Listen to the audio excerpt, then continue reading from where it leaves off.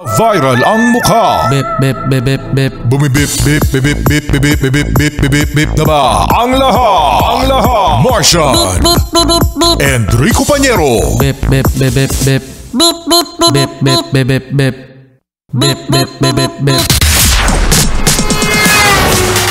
Tilaok! Tilaok!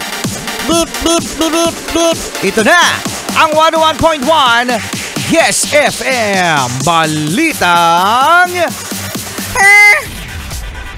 Mga Marites, napuyat ba kayo kagabi? Oo! Kasi mga Yes Pre, napakainit na balita.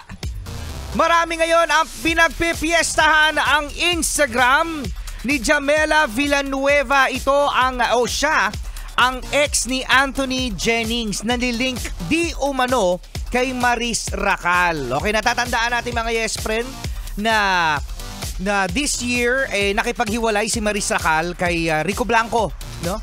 Oo, no. At sobrang nalungkot ang lahat dahil sa paghihiwalay ni Maris at ni Rico Blanco, no? So eto na nga mga Yes Friend. Kagabi, past 12 AM ay nag-share ng story itong si Jamela Villanueva sa kanyang Instagram ng mga screenshot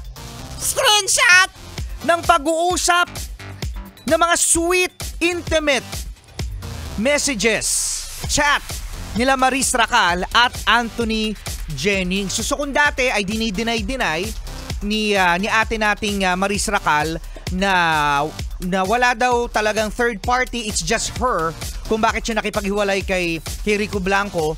Eto na nga mga Yes Friend, na parang nabibigyan ng linaw yung totoong dahilan. Pero syempre, dapat marinig din natin ang side ni Anthony Jennings at ni Maris Racal patungo dito sa issue na ito. Kasi kagabi lang to mga Yes Friend, kaninang madaling araw lang, past 12.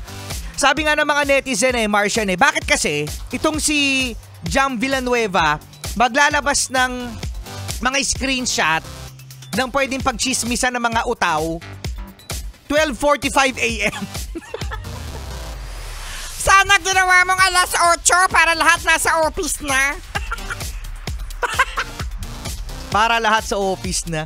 Oo, no? Kung makikita nyo yung conversation mga Yes, nandun pa sa story, ito tinitignan ko. Tinitignan talaga na rin ang Pañero. O ito, nasa story ni Jamela Villanueva. O, ang haba mga Yes Friend, mahaba. Napakahaba, ang daming screenshot at siguro it was planned na gawin ito ni Jam Villanueva sa tamang panahon. Dahil sobrang sakit sa kanya mga Yes Friend itong nangyari. Kasi naging jowa niya si Anthony Jennings no? At kung makikita doon sa conversation mga Yes Friend, na talagang I can't say words na kasi ayoko kasi din magsalita mga Yes Friend ng aking saloobin. Ayoko magsalita ng masasamang words kasi hindi pa natin nararamdaman ang presensya ni Maris Racal at ni Anthony Jennings. Okay, meron silang mga project. Ang kanilang pelikula mga Yes Friend ay pasok sa Metro Manila Film Festival at meron din silang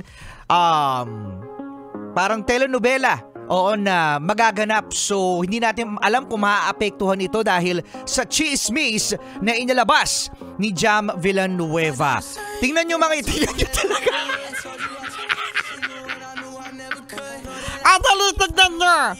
Instagram ni Jamela Villanueva. Nandun pa. Bago mabura, dali. Mga Marites! Good morning, mga Marites! Busog na ba kayo sa chismis? Gusto nyo yan no?